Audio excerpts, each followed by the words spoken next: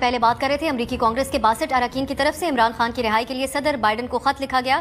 یہ ایک مشترکہ خط ہے جس میں پاکستان میں انسانی حقوق کی مبینہ خلاف ورزیوں اور سیاسی صورتحال کے اوپر تفصیلی بات کی گئی ہے. ہم پہلے موقف جانتے ہیں دفتر خارجہ کا، جس کے لیے ہمارے ساتھ ممتاز زہرا بلوچ صاحبہ ترجمان دفتر خارجہ موجود ہے. ممتاز صاحبہ، بہت بہت شکریہ آپ کے وقت کے لیے. آپ کا ایک رد عمل تو اس کے حوالے سے دفتر خارجہ کا سامنے آیا ہے. ہم چاہیں گے آپ تفصیلی طور پہ ہمیں بتا سکیں کہ آپ لوگ کیسے دیکھتے ہیں 62 ممبران کانگریس کے اس خط کو، جس میں وہ اس بات پر زور دے رہے ہیں امریکی صدر پر کہ وہ رد عمل دیں پاکستان کے اندر جو صورتحال ہے اس پہ.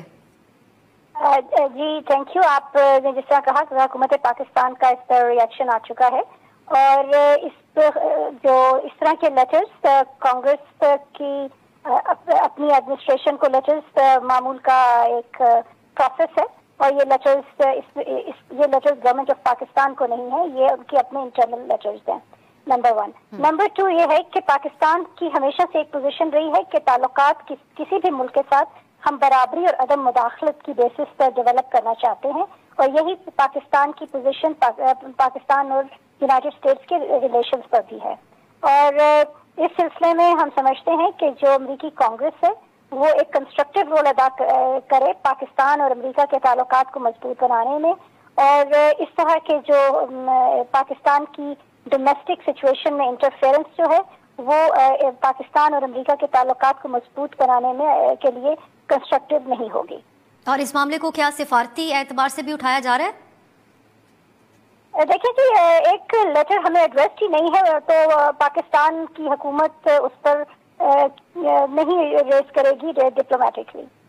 بہت شکریہ. ممتاز زہرا بلوچ صاحبہ ہمارے ساتھ موجود تھیں، جو پاکستان کا سرکاری موقف ہے اس کے اوپر وہ ہمیں بیان کر رہی تھیں. اس وقت ہمارے ساتھ انور اقبال صاحب موجود ہیں امریکہ سے، سینئر صحافی، سینئر نمائندہ ڈان. بہت شکریہ انور صاحب آپ کا. اب آپ نے سرکاری موقف پاکستان کا سنا، یہ آپ کی نظر میں جو خط لکھا گیا ہے یہ واقعی کیا معمول کا حصہ تھا یا ایک غیر معمولی لابنگ پی ٹی آئی کی طرف سے کی گئی اس کا نتیجہ تھا؟ آپ اس کو کیسے دیکھتے ہیں؟ اس کی اہمیت اور سگنیفیکنس کیا ہے آپ کی نظر میں؟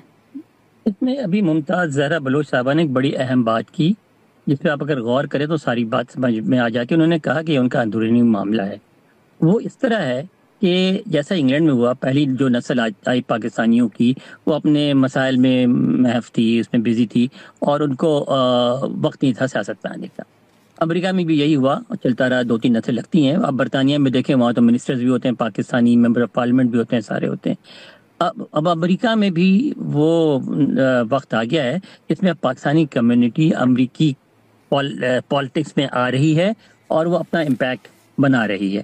اب اس میں جو پہلا امپیکٹ بن رہا ہے وہ یہ ہے کہ جو کچھ ملک میں ہوتا ہے اس پر پاکستانی کمیونٹی ریئیکٹ کرتے ہیں، اور یہاں ریئیکٹ کرنے کا ایک جو بہت سیٹ طریقہ ہے وہ یہ ہے کہ آپ اپنے حلقے کے کانگریس مین سے اور سینیٹر سے رابطہ کرتے ہیں اور ان کو کہتے ہیں کہ بھئی دیکھیں ہم تو اس ملک سے آئے تھے اور وہاں اس صورتحال ہے، ہم پہ بہت تشویش ہے، تو آپ ہمارے لیے کیا کر سکتے ہیں. اور اگر آپ انف نمبر آف سپورٹرز جمع کر لیں تو وہ ریاکشن بھی دیتے ہیں، بات بھی کرتے ہیں اس پہ.